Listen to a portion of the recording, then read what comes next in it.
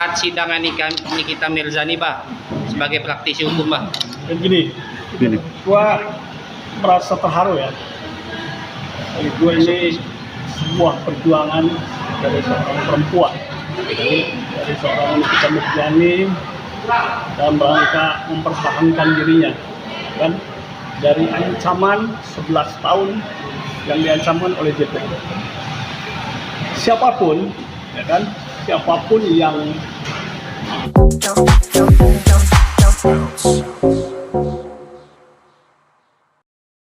Sidang Nikita Mirzani, Pak, sebagai praktisi hukum, Pak. Gini, gua merasa terharu ya. Gua ini sebuah perjuangan dari seorang perempuan, dari seorang Nikita Mirzani dalam rangka mempertahankan dirinya, kan, dari ancaman 11 tahun yang diancamkan oleh JP. Siapapun, ya kan, siapapun yang antara hidup dan mati, antara masuk dan bebas, tentunya harus melakukan sebuah perjuangan agar dia memang betul-betul selamat. Harapan Nikita Mirzani memang satu-satunya adalah hakim, kan? Hakim di sini sebagai harapan kita, bagaimana hakim dapat menilai dengan objektif, dapat menilai dengan baik apa yang disampaikan oleh baik Nikita Mirzani maupun penasihat hukumnya, dan juga menilai bagaimana dakwaan jaksa 11 tahun ini bisa dinilai dengan objektif oleh hakim berdasarkan bukti dan fakta-fakta. Saya mengatakan selalu di awal bahwa sebuah kejahatan yang dilakukan oleh Nikita Mirzani, yang dituduhkan oleh pada Nikita Mirzani, harus benar-benar sesuai dengan apa yang disebut dengan mens rea. Mens rea di mana perasaan, keinginan, niat dari seseorang yang kemudian dilanjutkan oleh sebuah tindak pidana. Saya lihat di fakta-fakta persidangan atau di pembelaan yang dilakukan oleh tim pembela Mirzani maupun Mirzani, saya tidak melihat ada mens rea bahwa Nikita Mirzani itu punya niat untuk menipu atau memeras Reza Gladys, kuasa lupa nama itu. Reza Gladys, kan? Bahwa tidak ada. Yang ada adalah setelah Nikita Mirzani melakukan speak up, Nikita Mirzani melakukan speak up tentang sebuah kebenaran yang dia temukan, bagaimana sebuah produk yang sangat sensitif, sebuah produk yang memang langsung bersentuhan dengan kulit manusia, seorang wanita yang ketika dipakai misalkan dia akan membahayakan. Itu apa? Kuncinya adalah tidak terdaftar di BPOM. Dan itu dibenarkan oleh pernyataan BPOM bahwa produk itu tidak terdaftar. Artinya apa? Berarti sikap dari seorang Reza Gladys itu adalah sebuah sikap ketakutan terhadap speak up yang dilakukan oleh Nikita Mirzani yang selalu mengatakan bahwa produk ini berbahaya dan jangan dibeli. Apakah itu salah ketika orang memberi tahu sesuatu yang salah, sesuatu yang tidak baik, dia kasih tahu kepada orang? Itu artinya apa? Siapa yang memberitahu itu berarti dia adalah orang yang memang peduli. Lantas kemudian misalkan ada ketakutan dari Reza Gladys itu, dia berkomunikasi dengan Mail. Nah, di situ ada percakapan, ya kan? Ada percakapan antara Reza Gladys dengan Mail sampai misalkan silahkan ngomong, silahkan.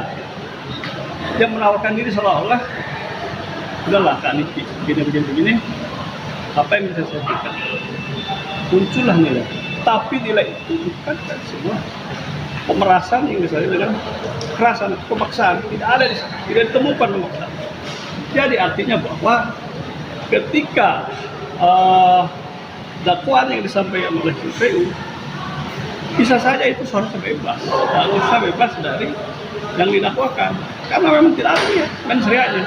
Ada sebuah pertemuan Mail dan tidak ada permintaan dari Nikita Mirzani. Itu seperti itu, dan terbukti juga ada komunikasi 3 orang itu. Komunikasi itu tidak menyangkut bagaimana perencanaan dan lain-lain. Siapa namanya 3 orang dokter ya kan? Dokter Oki, Si Main dan Dokter Reza Gladys. Dokter Jagadi. Itu ada kan? Malah yang muncul. Jadi tadi disebut bahwa ada kesamaan, kesinkronan antara malah yang misalkan saksi yang notabene suaminya ya, suami Raja Gladys itu Abah siapa namanya? Atau Bang Itu bahwa ya tidak ada yang menyurutkan kita. Misalkan di kita iya dia mengancam kalau misalkan dia tidak diberikan uang sekian dia akan speak up, dia akan rekam. Tidak ada. Artinya bahwa sebuah tindakan dilakukan oleh Nikita ini bagi saya adalah perbuatan yang sangat baik. Kemudian direspon oleh siapa namanya Gladys dengan dasar ketakutan, dia siap. Yang muncul adalah kesepakatan bisnis.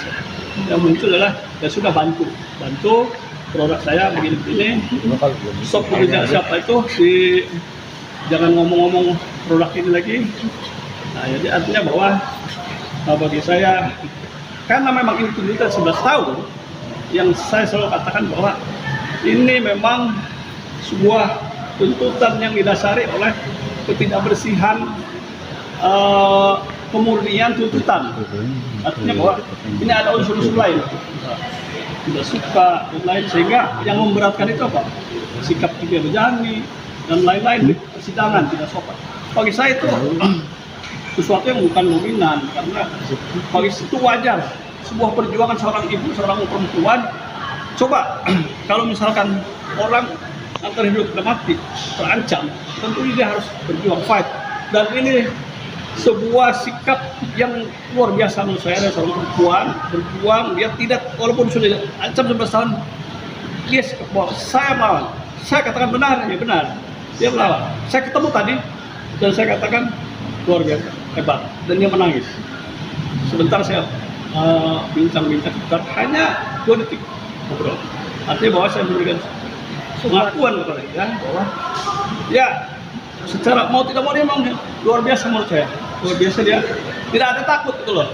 Walaupun 11 tahun menunggumu, bukannya dia sikap ingin dikasihani, ingin diampuni, tapi sikapnya itu loh. Sekarang tinggal ini sebagai benteng terakhir adalah hakim yang kemudian dinilai secara objektif dengan fakta-fakta yang ada, ini memutus seadil-adilnya buat itu juga. 11 tahun bisa saja 0, 11 tahun bisa saja disesuaikan dengan masa tahanan ditambah sedikit, itu kan juga untuk supaya tidak